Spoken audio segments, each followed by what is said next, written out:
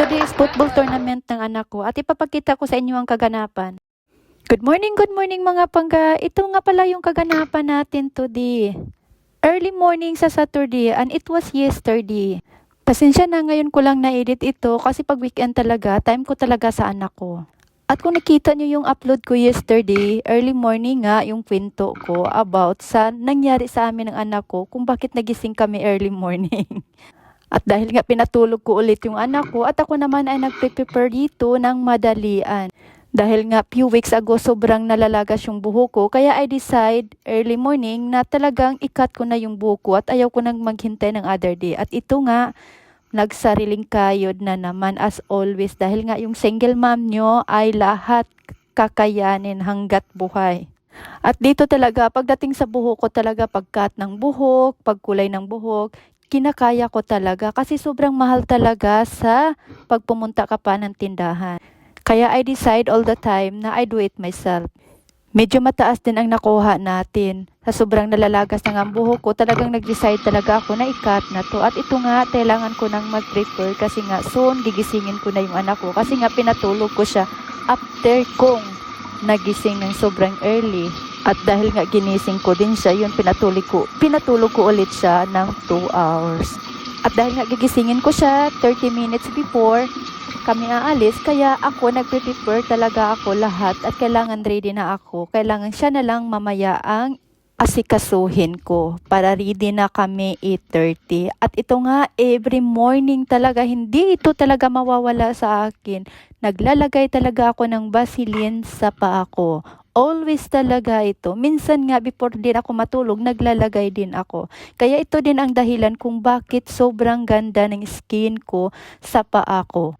Wala akong matitigas na skin. Ito nga ang tanong sa akin ng anak ko, Mama, bakit hindi matigas yung mga skin mo sa paa? Hindi katulad sa akin, sabi ng anak ko. Sabi ko kasi inalagaan ko. At ito nga madalian akong kumain.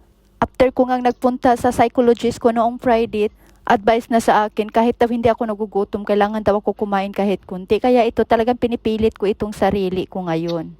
Na kahit hindi ako gutom, magkain lang ako ng 2 kutsara, enough na. Kaya tumiretso na ako sa kaldero. Sorry sa nakikita niyo. At since may oras pa ako at nalala ko yung vitamins ko, kaya inumin ko na din. Alam niyo ba ang dami kong vitamins pero bihira ko lang talaga maalala, sobra as in. At dahil nga sa anxiety at depression ko ngayon, hindi ko na naalagaan yung sarili ko. So ngayon naalala ko na kailangan kong ikat yung kuko ko kasi ang dami ng dumi.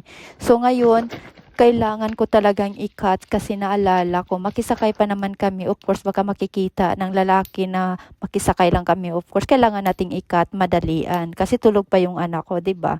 So ito nga, madalian ko ning inaayos yung kamay ko.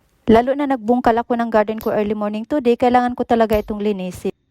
At ito nga, kung nakikita nyo, natutulog yung ano ko while nagpe-prepare ako. Pinabalik ko kasi siya ng tulog 2 hours at dito lang sa living room. At kung nakikita nyo, nagbibihis na siya, ready na siya sa football tournament niya. Kasi nga akala nga namin, aalis na kami, early pa pala. At ito nga yung dadalhin namin para sa tournament niya today. Pinili ko yung malaking bag kasi medyo marami ang dadalhin namin.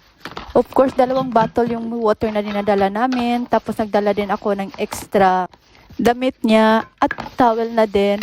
Baka kasi maggamit sila ng water doon, magbasa-basa, 'di ba? Sobrang init today, kaya nagdala na din talaga ako ng extra sa kanya. Full package na to at of course meron din ako mga gamit sa sarili.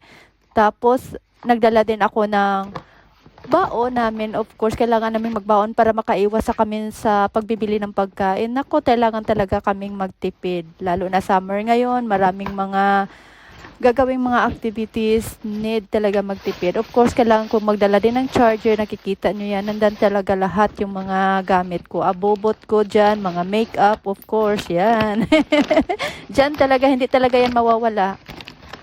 Pero pag mga football camp lang ng anak ko, hindi ako nagdadala or hindi malaking bag ang ginagamit niya. Maliit lang. At ito na nga, 5 minutes before kami pipick upin, nandito na kami sa labas naghintay. Ready na kami. Yan.